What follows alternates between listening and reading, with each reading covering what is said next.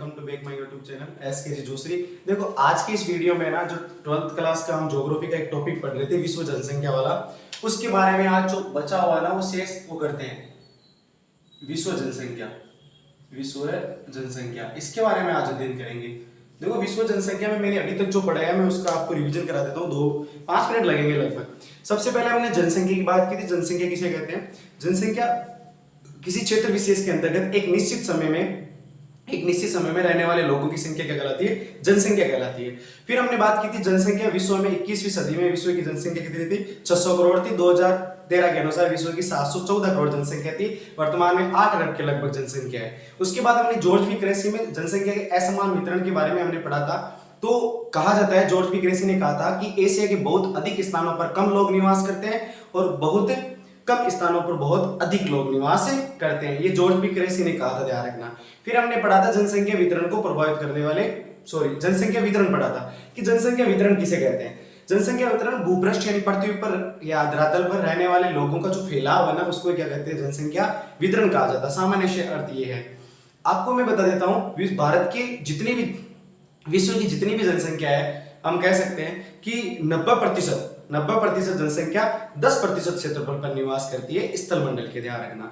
इसके अलावा मैंने एक बात कही थी आपको कि उच्चावच की दृष्टि से याद रखें तो उच्चावच में हम समुद्र तल से 500 मीटर की ऊंचाई पर लगभग विश्व की 90% जनसंख्या निवास करती है। और जनसंख्या का पूरी दुनिया में कैसा वितरण पाया जाता है? असमान वितरण पाया जाता है। फिर मैंने कहा विश्व में जनसंख्या के टॉप कितने देश है? 10 देश है जिसमें 60% जनसंख्या निवास करती है। उनमें से एक देश है, 6 देश ऐसे देश है जो एशिया महाद्वीप में निवास करते हैं। टॉप 10 देशों की हमने बात की तो टॉप पर पहला देश आता है, इसके अंतर्गत कौन सा आता है? चीन। उसके बाद भारत, अमेरिका, कौन सा? USA, United state of America. फिर इंडोनेशिया आता है, उसके बाद ब्राजील, फिर पाकिस्तान, उसके बाद नाइजीरिया, बांग्लादेश आ जाएगा, रशिया आ जाएगा और मेक्सिको आएगा। ये टॉप 10 देश है। इनमें से 6 देश एशिया महाद्वीप में स्थित है।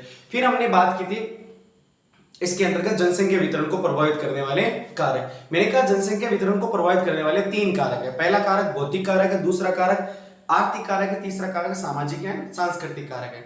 भौतिक कारक के अंतर्गत 4 कारक है। कौन कौन से? एक तो भू-आकृति है, उच्चावच हो जाएगा, जलवायु हो जाएगा, मृदा हो जाएगा और इसके साथ साथ एक कारक और आता है इसके अंतर्गत। देखो वापस सुनना, पहले कौन सा आता है? जलवायु आता है, उसके बाद मृदा, उसके बाद में क्या आता है? उच्चावच, उसके बाद में जल की उपलब्धता।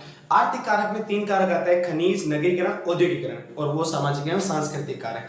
ये जितने भी कारक है, तीनों कारक, ये किसी भी क्षेत्र के जनसंख्या वितरण को प्रभावित करते हैं। किसी एक कारक के बारे में आप बात कर लेते हैं, जैसे जल की उपलब्धता। या जल की उपलब्धता, जहां जल जीवन का आधार होता है तो जहां लोग वहीं निवास करेंगे जहां जल आसपास में उपलब्ध होता है, क्योंकि वो हमारे खान पान, खाने पीने के लिए, इसके अलावा उद्योगों के लिए, कपड़े धोने के लिए सभी में काम में आता है। तो विश्व में लोग उन्हीं स्थानों पर रहने को प्राथमिकता देते हैं जिस स्थानों पर आसानी से क्या उपलब्ध हो जाता है? जल उपलब्ध हो जाता है। इनका मैंने डिटेल से आपको अध्ययन करवा चुका हूं।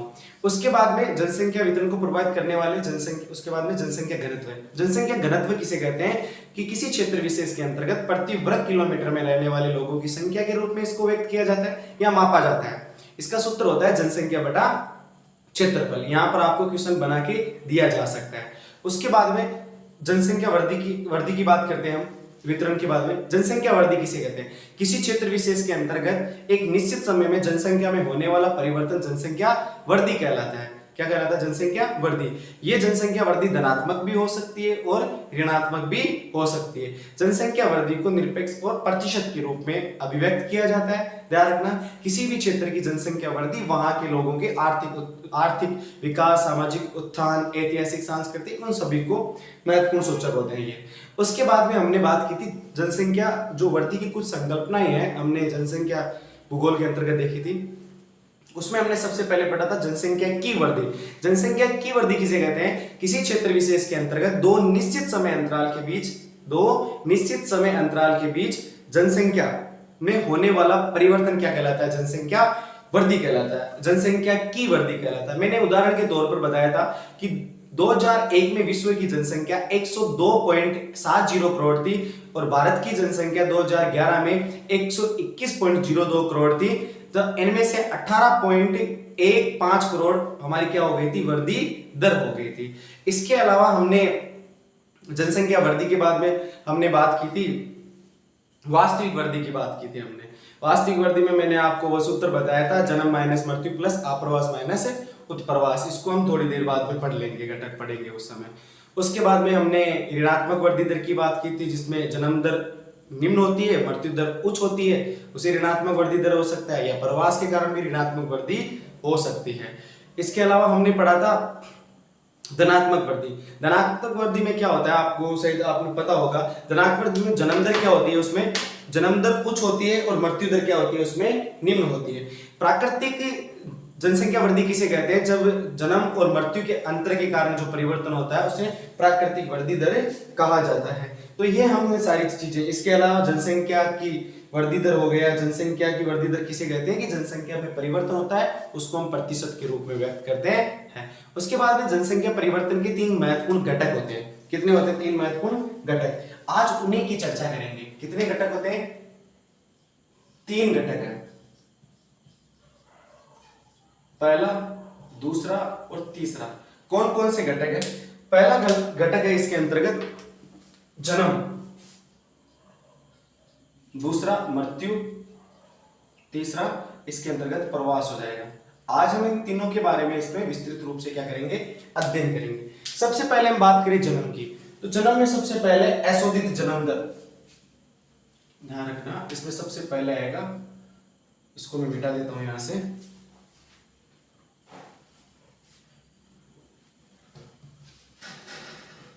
तीन घटक में से पहला असोदित जन्म दर।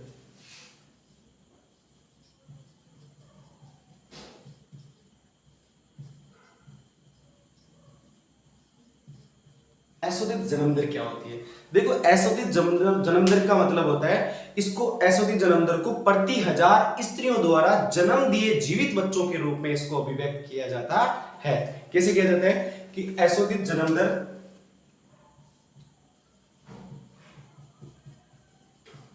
असोदित जन्म दर किसकी बात कर रहे हैं? असोदित जन्म दर को प्रति 1000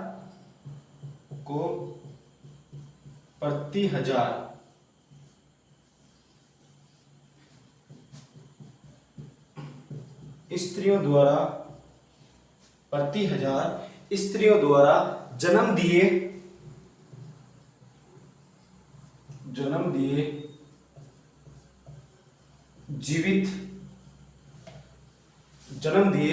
जीवित बच्चों के रूप में, जीवित बच्चों के रूप में अभिव्यक्त किया जाता है। ये ध्यान रखना। इसका मापन याद रखना, इसकी गणना किस प्रकार से की जाती है, तो गणना का एक सूत्र याद रखना।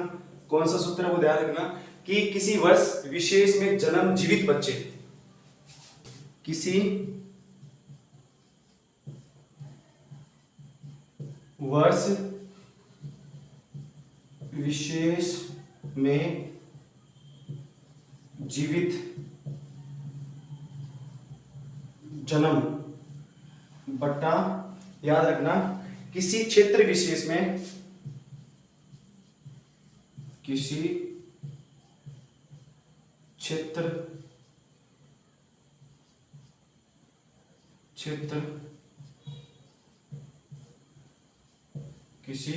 क्षेत्र विशेष में वर्ष के मध्य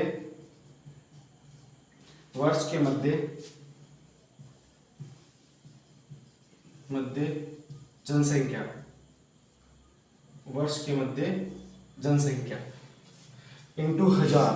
तो ये सूत्र आपको ये गणना करने की दिया ना, किसी वर्ष विशेष में जीवित जन्म लेने, इसके अलावा किसी क्षेत्र विशेष में वर्ष के मध्य की जनसंख्या के रूप में असोदित जन्म दर को व्यक्त किया जाता है। इसके बाद में है मृत्यु दर, असोदित मृत्यु दर की बात करें तो क्या होता है, इसके अंतर्गत क्या होता है ये, पहले देखो किसी वर्ष विशेष के अंतर्गत जीवित बच्चे जन्म होते हैं, इसके अलावा किसी क्षेत्र विशेष के वर्ष के मध्य की जनसंख्या इंटू 1000। अगला है असोदित मृत्यु दर। कहने का तात्पर्य होता है किसी क्षेत्र विशेष में मृत्यु दर को मापने की यह सबसे सरल विधि होती है। ध्यान रखना कौन सी, असोदित मृत्यु दर। अशोधित मृत्यु दर की बात करते हैं। तो इसकी बात करते हैं, ये ध्यान रखना, किसी क्षेत्र विशेष, ध्यान रखना किसे कहते हैं, इसे किसी क्षेत्र विशेष में मृत्यु दर को मापने की, क्षेत्र विशेष में मृत्यु दर को मापने की सरल विधि है, मापने की सरल विधि है ये, ध्यान रखना। अशोधित मृत्यु दर है, कहते किसे, वो ध्यान रखना, कहते किसे ऐसे, अशोधित मृत्यु दर को किसी क्षेत्र विशेष में, अशोधित मृत्यु दर को किसी क्षेत्र विशेष, किसी क्षेत्र विशेष, अशोधित मृत्यु दर को किसी क्षेत्र विशेष में किसी वर्ष के दौरान, किसी वर्ष के दौरान, वर्ष के दौरान प्रति हजार, किसी वर्ष के दौरान प्रति हजार जनसंख्या के पीछे, प्रति हजार जनसंख्या के पीछे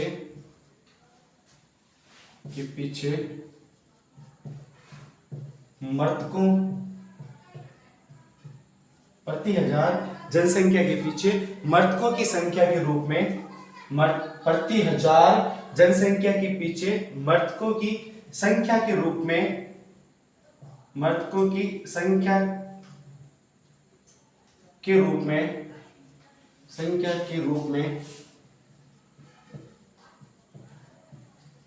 अभिव्यक्त किया जाता है,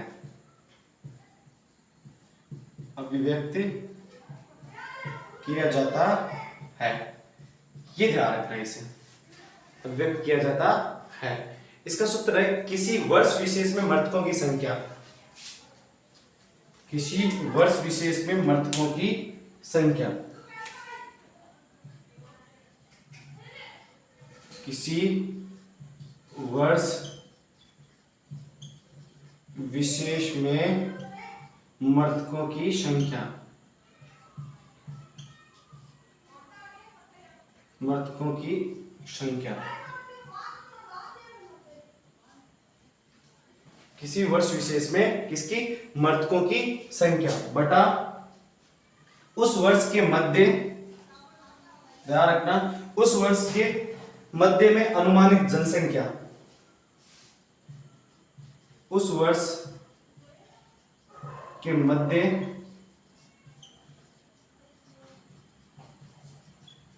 अनुमानित जनसंख्या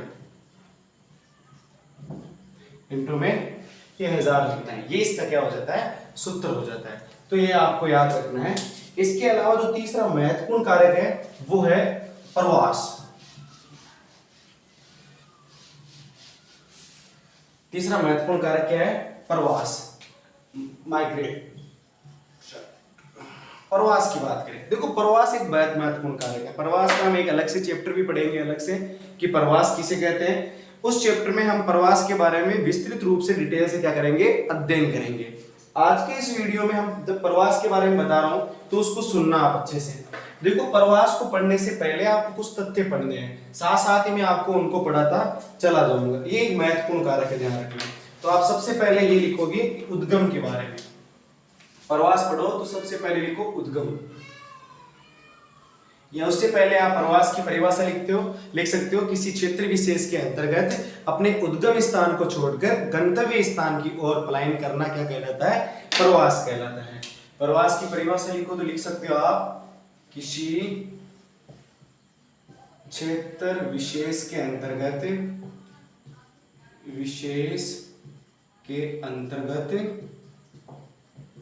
अपने उद्गम स्थान को छोड़कर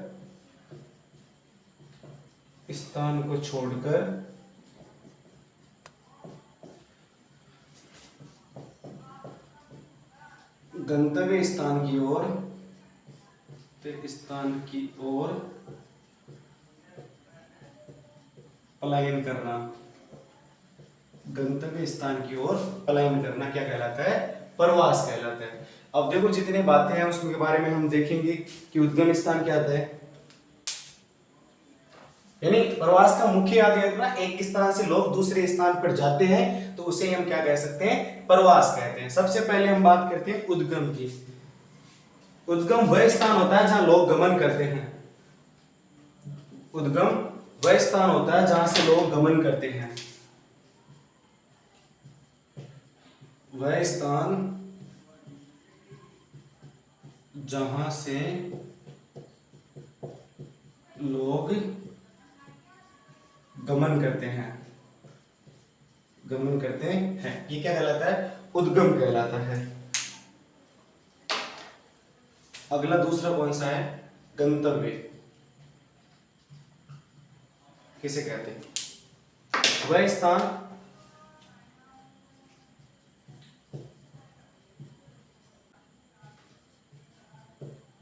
जहां लोग पहुंचते हैं या लोगों का क्या होता है? आगमन होता है, उसे क्या कहते हैं?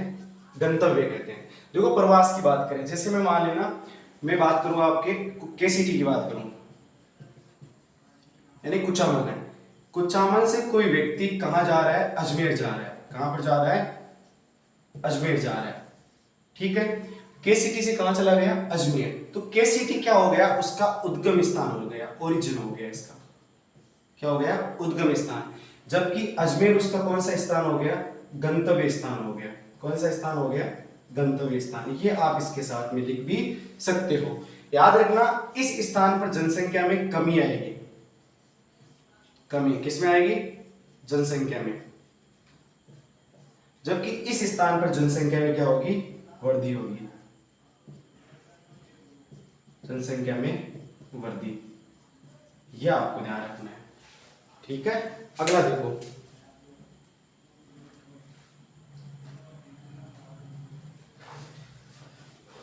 देखो प्रवास। अब देखो प्रवास किसे कहते हैं? किसी क्षेत्र विशेष के अंतर्गत, किसी क्षेत्र विशेष के अंतर्गत अपने उद्गम स्थान को छोड़कर गंतव्य स्थान की ओर चले जाना क्या कहलाता है? प्रवास कहलाता है। उद्गम स्थान जहां से लोग गमन करते हैं, गंतव्य स्थान जहां से लोग आगमन होता है। जहां पर जहां उद्गम स्थान वाले क्षेत्र को, गंतव्य स्थान, इनके बारे में हम बातचीत करेंगे। देखो प्रवास स्थायी भी हो सकता है, प्रवास अस्थायी भी हो सकता है, और प्रवास मौसमी भी हो सकता है। कैसे? जैसे मान लेना ए नाम का व्यक्ति है, वो परमानेंट कहां पर चला गया? अजमेर चला गया, यानी हमेशा के लिए कि वो वापस नहीं आएगा। कहां? कुचामन नहीं आएगा। ये हो गया स्थायी प्रवास। एक व्यक्ति जो ए नाम का है, यही व्यक्ति कुचामन से कहां चला गया? अजमेर चला गया, या हम कह सकते हैं जयपुर चला गया, ठीक है। तो ये गया केवल 5 साल के लिए, ठीक है। तो 5 साल के लिए गया, तो ये कौन सा हो जाएगा? स्थायी हो गया। एक होता है सीजन के अकॉर्डिंग मौसमी प्रवास होता है। एक स्थायी प्रवास हो सकता है, अस्थायी हो सकता है, मौसमी। जैसे आपने ऋतु प्रवास के बारे में नाम सुना होगा, यानी कुछ ही समय 4 या 5 महीनों के लिए जाना, और जब जैसे ग्रीष्म ऋतु में जाना या शीत ऋतु में वापस अपने घर आ जाना, या वर्षा ऋतु में वहीं पर रहना और अगली ऋतु जो अपनी आती है शीत ऋतु, उसके अंतर्गत दूसरे क्षेत्रों में अपने पशुओं को ले जाना, वो क्या कहलाता है? मौसमी प्रवास कहलाता है। इसके अलावा ध्यान रखना प्रवास, ये प्रवास कैसे हो सकता है? प्रवास गांव से गांव की ओर हो सकता है, ये साथ लिख सकते हो, गांव से गांव की ओर, और नगर से गांव की ओर, गांव से नगर की ओर, और नगर से नगर की ओर प्रवास हो सकता है। ध्यान रखना ये 4 हुए। अब देखो इनमें हम सबसे पहले बात करें तो इनके आगे आप ये लिख सकते हो कि इनके आगे जो मैं देखो बता रहा हूं, ढंग से सुनना इनको। गांव से गांव की ओर प्रवास सबसे ज्यादा होने का मुख्य कारण होता है ना, वो होता है विवाह। ये याद रख लेना, गांव से गांव की ओर जो होने का सबसे प्रमुख कारण क्या होता है? विवाह होता है। याद रखना ये इंपॉर्टेंट है। गांव से नगर की ओर जाने का जो सबसे प्रमुख कारण होता है ना, वो क्या होता है? रोजगार होता है। इसके अलावा क्या हो सकता है, शिक्षा हो सकता है, लेकिन मेजर कौन सा हो सकता है, रोजगार है। ये प्रवास है। अब देखो हम बात करते हैं कुछ प्रवास से संबंधित शब्दावली की। एक होता है आप्रवास, एक होता है उत्प्रवास। एक होता है आप्रवास, आप्रवास, एक होता है उत्प्रवास। आप्रवास का मतलब होता है और उत्प्रवास का क्या मतलब होता है, यानी कोई प्रवासी होता है, मान लेना वो प्रवासी किसी नए स्थान पर जाना, किसी नए स्थान पर जाना, यानी किसी नए स्थान पर जाना क्या कहलाता है, यानी कोई प्रवासी होता है वो किसी नए स्थान पर जाता है तो उसे आप्रवास कहते हैं। या प्रवासी जो एक स्थान से बाहर, जो प्रवासी एक स्थान से बाहर चले जाते हैं, बाहर चले जाते हैं, ये ध्यान रखना। अब देखो इसका उदाहरण देख सकते हो आप, जैसे मान लेना कोई व्यक्ति कहां का है, इंडिया का है। कहां का है, इंडिया का है, और वो व्यक्ति इंडिया को छोड़कर कहां चला गया, अमेरिका चला गया, ये मैं कह सकता हूं यूएसए चला गया, ये चला गया। यूएसए वाला स्थान उस व्यक्ति के लिए आप्रवासी है, क्या कहलाएगा, आप्रवास कहलाएगा। आप्रवासी के आप्रवास कहलाएगा, क्योंकि यूएसए उसके लिए नया स्थान है। जिस स्थान को स्थान से बाहर चले जाते हैं प्रवासी, जो स्थान से बाहर, अब यूएसए से कोई व्यक्ति है इंडिया का, वो कोई बाहर चला गया और जाकर वो कहां चला गया, जैसे यूएसए से कहां आ गया, वो किसी भी देश के बारे में ले सकते हो आप, जैसे नेपाल की ओर आ गया, वो नेपाल की ओर आ गया, वो क्या कहलाता है, हमेशा उत्प्रवासी कहलाता है। तो ये भी आपको ध्यान रखना है प्रवास के।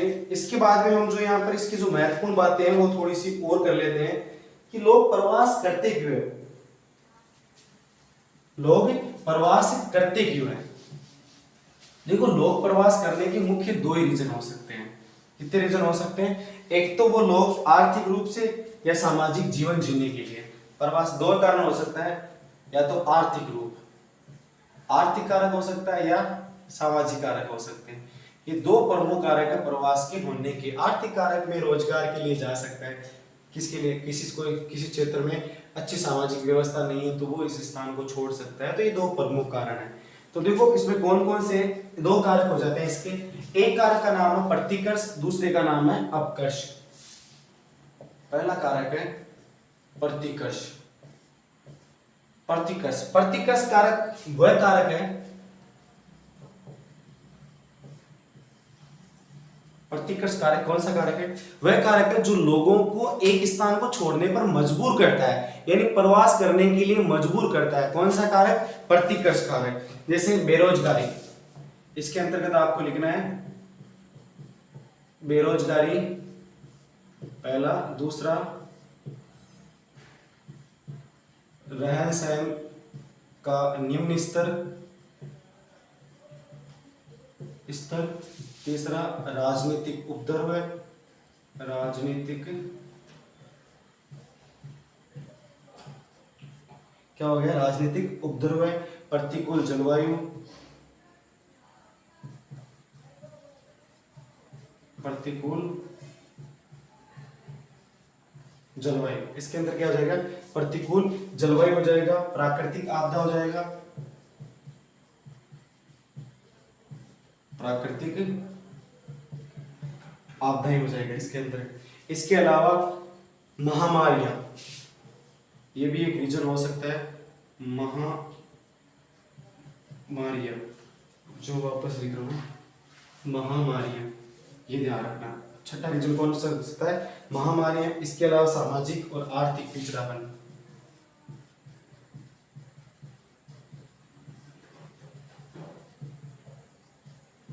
आर्थिक पिछड़ापन, ये है कारण।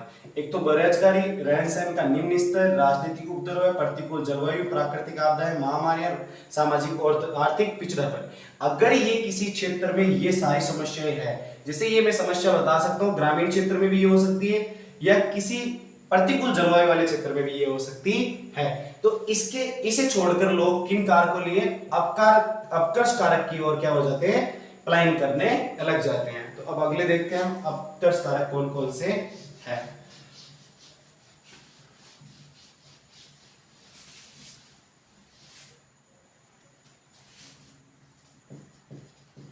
अपकर्ष कारक सेम टू सेम वो बताए, उसके जस्ट विपरीत कौन से होते हैं, अपकर्ष कारक। इसके अंतर्गत क्या होते हैं, रोजगार के बेहतर अवसर होते हैं, रोजगार के बेहतर अवसर। पहला क्या होता है, रोजगार के बेहतर अवसर होता है। इसके अलावा रहन सहन की अच्छी दशाएं होती है,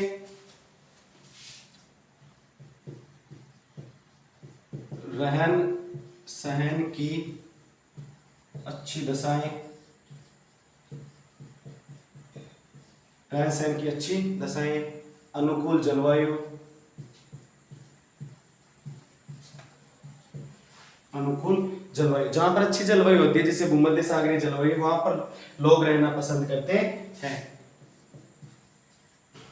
जीवन व संपत्ति की सुरक्षा, जीवन व संपत्ति की सुरक्षा, जीवन व संपत्ति की सुरक्षा। इसके अलावा बहुत सारे रीजन हो सकते हैं, शांति हो सकती है, स्थायित्व हो सकता है, बहुत सारे रीजन, जैसे शांति रहना उस क्षेत्र में, या उस क्षेत्र में शांति रहना, ये भी एक बात है, बाकी को देख लेना आप, ये इतना सा महत्वपूर्ण इसमें फैक्ट है। कुछ इसके अपकर्ष के बारे में ध्यान रखना। आप मैं यहाँ पर एक छोटा सा टॉप बना रहा हूं, देखो इसको भी लिख लेना साथ में। ये हो गया उद्गम, उद्गम हो गया, ये हो गया गंतव्य जहां पर लोग पहुंचते हैं। इसका रीजन हो सकता है उद्गम स्थान पर, इसे उत्प्रवास लिख सकता हूं मैं, क्या लिख सकता हूं, इसको आप्रवास लिखूंगा मैं, समझना इसको, आप्रवास। यहां लिखूंगा प्रतिकर्ष कारक, कर्ष कारक, इसे यहां पर लिखूंगा अपकर्ष कारक। ठीक है, ये समझ जाना आप, ये भी साथ में लिख लेना शॉर्ट के अंतर्गत। तो ये ध्यान रखना। और कुछ बातें हैं इंपॉर्टेंट जो फैक्ट है मैं बता देता हूँ कि पिछले 500 वर्षों में विश्व में मानव जनसंख्या हम बात करें वो 10 गुना से अधिक बढ़ गए हैं। पिछले 500 वर्षों में, पिछले 500 वर्षों में विश्व में जनसंख्या 10 गुना बढ़ गई है। कितने गुना बढ़ गई है, 10 गुना बढ़ गई है, ध्यान रखना। प्रतिवर्ष, प्रतिवर्ष ये कुछ फैक्ट है याद रखना, प्रतिवर्ष पिछली जनसंख्या में, पिछली जनसंख्या में लगभग 8 करोड़ जनसंख्या जुड़ जाती है। कितने करोड़ जुड़ जाते हैं, 8 करोड़।